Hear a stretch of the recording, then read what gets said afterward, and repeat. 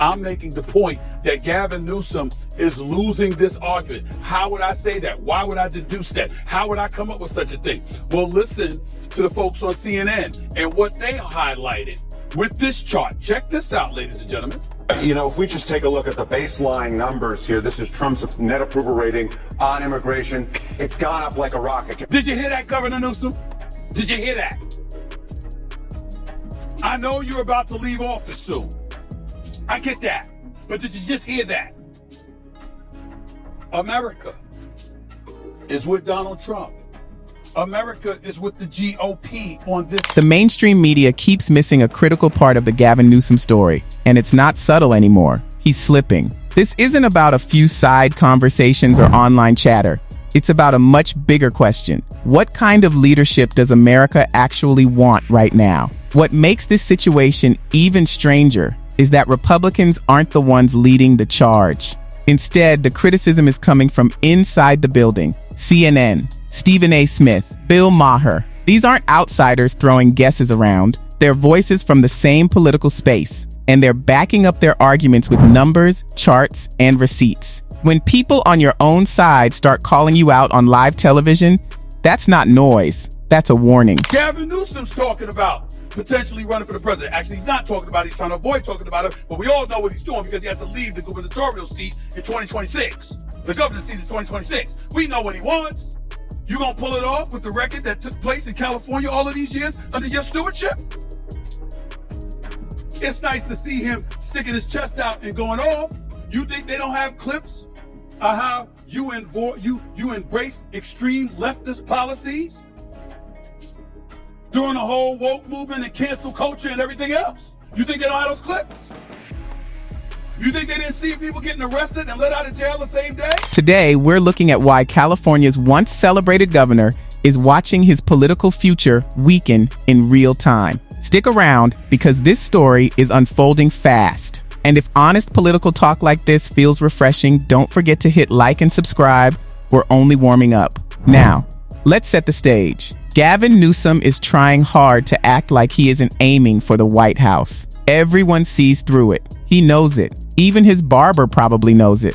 With his term ending in 2026, it's obvious he has bigger goals. But here's the problem. You can't campaign for the country's top job when your own state looks chaotic. That's like applying to be head chef while your restaurant has health warnings on the door. People notice, and they absolutely are. Enter Stephen A. Smith. Known for saying exactly what he thinks, he recently laid out a case against Newsom that likely made many Democrats uncomfortable. His core argument was simple: the woke agenda has gone too far. Before anyone overreacts, let's be clear. Being progressive isn't automatically wrong. Values matter. But when ideology starts outweighing real solutions for real people, you've lost focus. That's the heart of Smith's point. Newsom has championed causes that perform well online, but they don't mean much to families in Sacramento struggling to afford groceries. There's no shortage of footage showing the governor backing social movements, criticizing cancel culture, and pushing education changes that critics say prioritize messaging over results.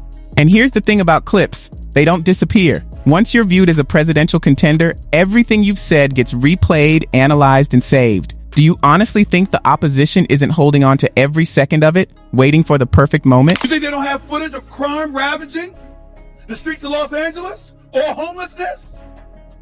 You think they don't know about the cost of living and how it's the highest in this republic right now? Let's talk. Now let's talk about the issue no one can honestly ignore: homelessness. Walk through downtown Los Angeles or San Francisco and try to claim everything is fine. You can't. Streets are lined with people who have nowhere to go, nowhere to sleep, and little to no support. Stephen A. argues that the state's response has been slow, ineffective, and trapped in endless bureaucracy. Promises are made, plans are announced, but real progress never seems to arrive. And let's be clear, this isn't just a political talking point. This is real human suffering unfolding in one of the wealthiest states in the wealthiest country on the planet. At that level, it stops being a simple policy failure and becomes a moral one. Then there's the other issue hanging over everything: the cost of living. California has become painfully expensive. According to Stephen A., it now ranks among the priciest places to live in the nation. Housing prices keep climbing. Taxes continue to increase. Regulations add costs that hit everyone's wallet.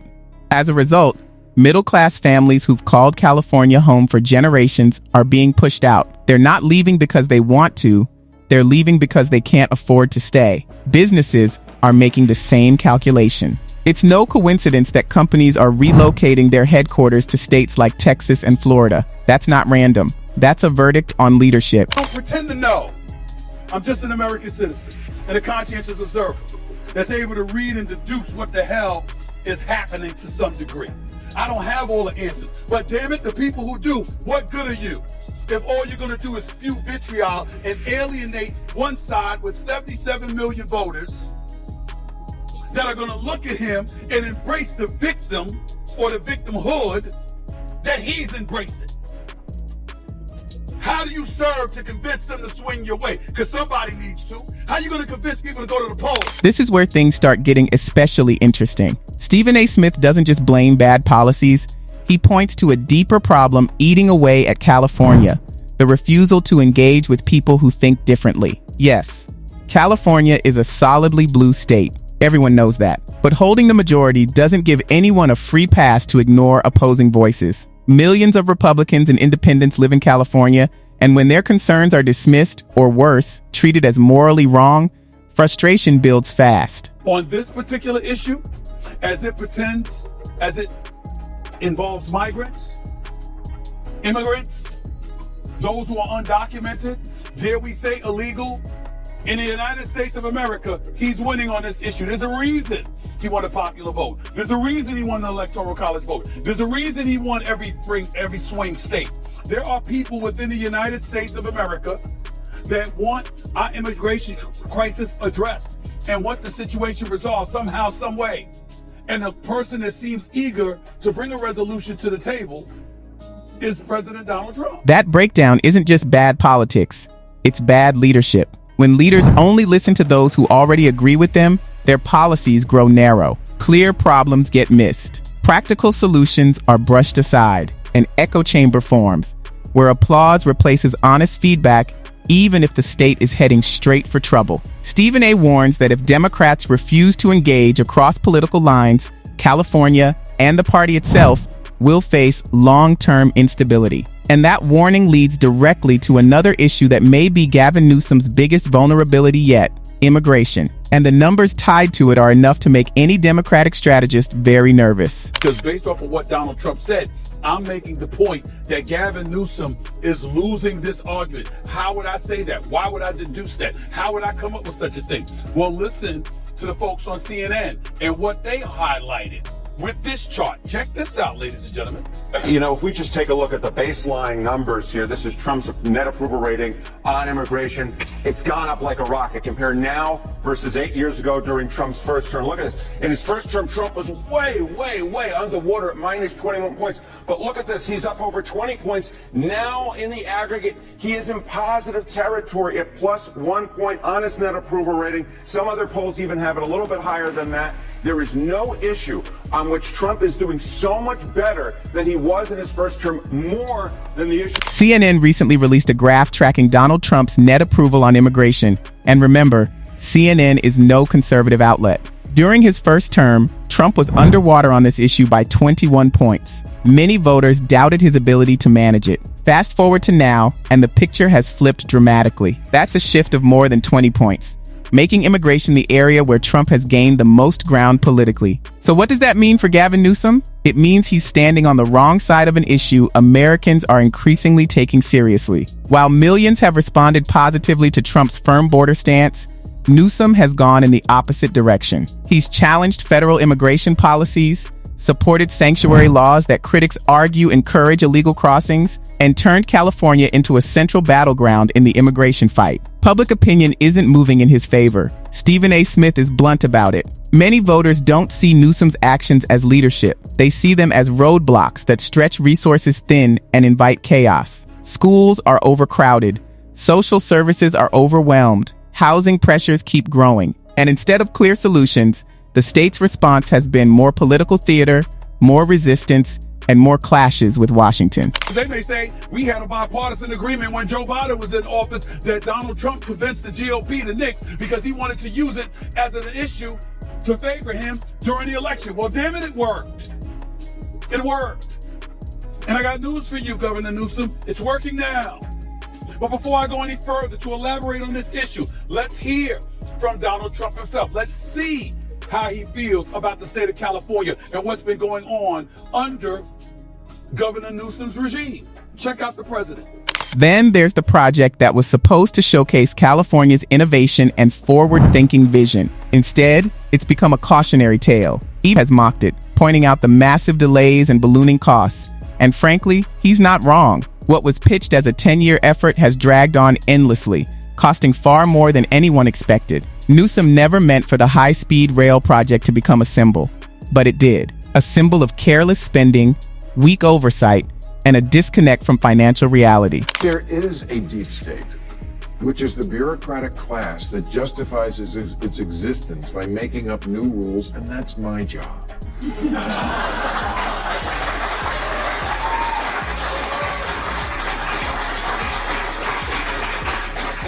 It's the vast network of regulators, administrators, inspectors, contract reviewers, project managers, fee assessors, special commissioners, zoning officers, and consultants whose jobs seem to be to make sure nothing ever happens and then charge you. To push this story further, another familiar voice enters the conversation, Bill Maher. A longtime critic of both parties, Maher has his own explanation for California's struggles: bureaucracy. Not the mild kind, but the heavy, exhausting kind that drains energy and kills momentum. Maher lays out the problem clearly. California isn't short on money. It isn't short on creative ideas either. The real obstacle is an endless maze of regulators, inspectors, administrators, consultants, reviewers, and commissions, all tasked with making sure nothing moves forward without layers of approval and added costs. Pause and think about that. Even the simplest projects can take years and cost millions more than necessary because of overwhelming red tape.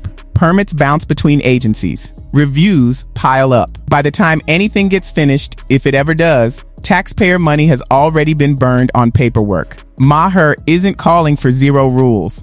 That would be unrealistic. Oversight matters. Semaphore estimates that if the red tape could be cut in everything that's currently stuck in the renewable queue, the United States would be 80% zero carbon in 7 years. The enemy to clean air isn't just big oil, it's big permitting. It's not that America isn't able to get anything done, it's that we're not allowed to.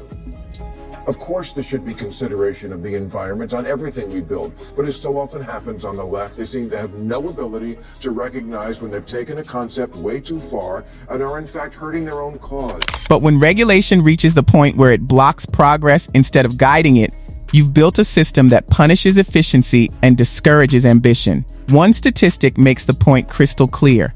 Some estimates suggest the U.S. could reach 80% zero carbon energy in just 7 years if stalled renewable projects weren't trapped in permitting delays. In other words, excessive permitting, not energy companies alone, is a major obstacle to clean air. Projects can be built in America. We're simply not allowed to build them. California, in many ways, has become an expert at holding itself back. As Maher notes, the left often fails to recognize when a well-intended idea has gone too far and started working against its own goals. Protecting the environment matters. On that, there's broad agreement. But something has gone seriously off track when environmental impact reports take an average of 4.5 years to complete and balloon from a few pages into thousands of dense legal text. In the name of helping nature, forests are being sacrificed to paperwork. The irony is hard to miss. So where does that leave us?